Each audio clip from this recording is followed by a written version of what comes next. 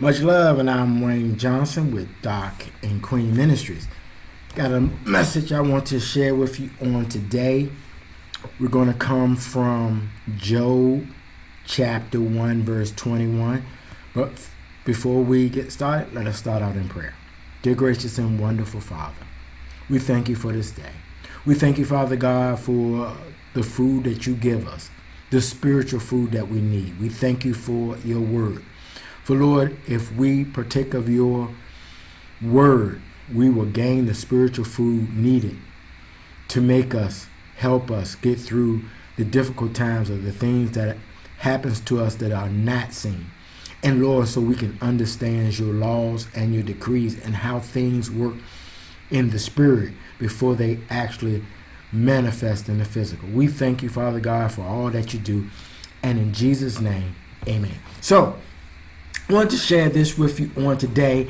Used to have a problem with this many years ago as a young Christian believer. And I feel like if I could catch this as a young believer, it was very hard for me to understand why others couldn't. Job chapter 1, verse 21, and I'm going to read it first and then we're going to come back and get into it.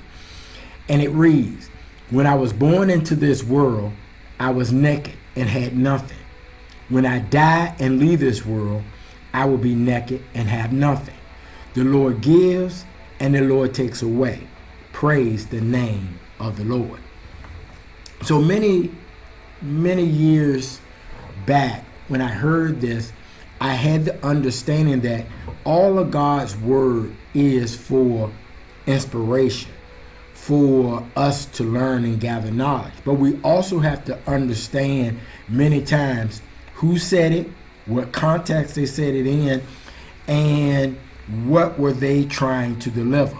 Used to bother me, kind of actually might even still do, how people would always say the Lord giveth and the Lord taketh away. In a way, I understand, but really you got to really know the Lord is a good God. He wants to give us what he gives us.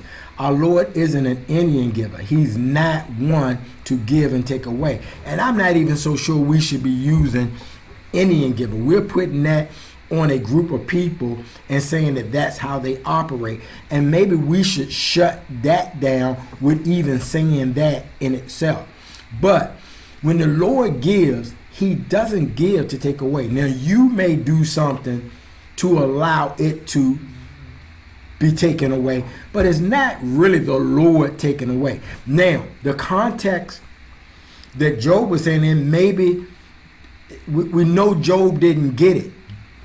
Job didn't totally understand. Or maybe Job didn't. It's just that we have interpreted this wrong and took this the wrong way. It's another one that used to bother me a lot, and I still hear people say it today. They say, "I'll see you tomorrow, Lord willing." Well, the Lord is willing. You may not be here tomorrow, but the Lord is willing. The Lord wants the best for us. Now, I get what they're saying in a sense, but it's so much how we look at and see the context of that. But in the big scheme of things, you got to understand, God wants the best for us. We just need to be disciplined, follow his word, study his word, take his spiritual food and apply it to our lives as nourishment while we're here until he calls us home. So with this, Job was going through something, but if you read Job 1, Job 2, and really the whole Job in general, you would understand the Lord never took any of this stuff away. Actually, what happens is Job's fear allowed him to be put in this situation, and the enemy, Satan, came and put these things on him. But Job, maybe he did, maybe he didn't understand that. But it does show that many of us don't understand clearly what this scripture is trying to reveal to us. Now, maybe Job did understand, and we've just taken it out of context. We have to understand. At least we do know that Job acknowledged God's sovereignty over both blessings and hardships, even to the point of immense loss.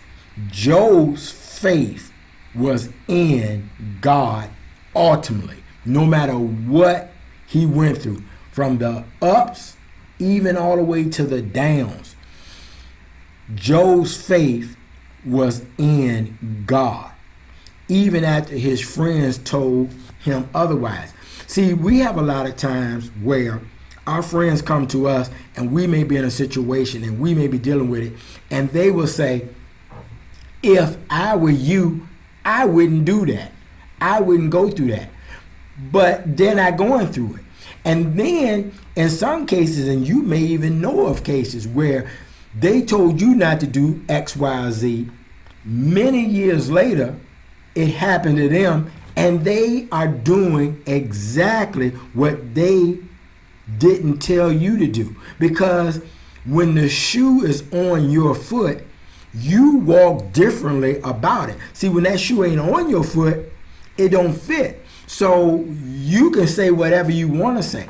But with Job understands God's authority. He understood that God has the authority to give and take away if he would choose to.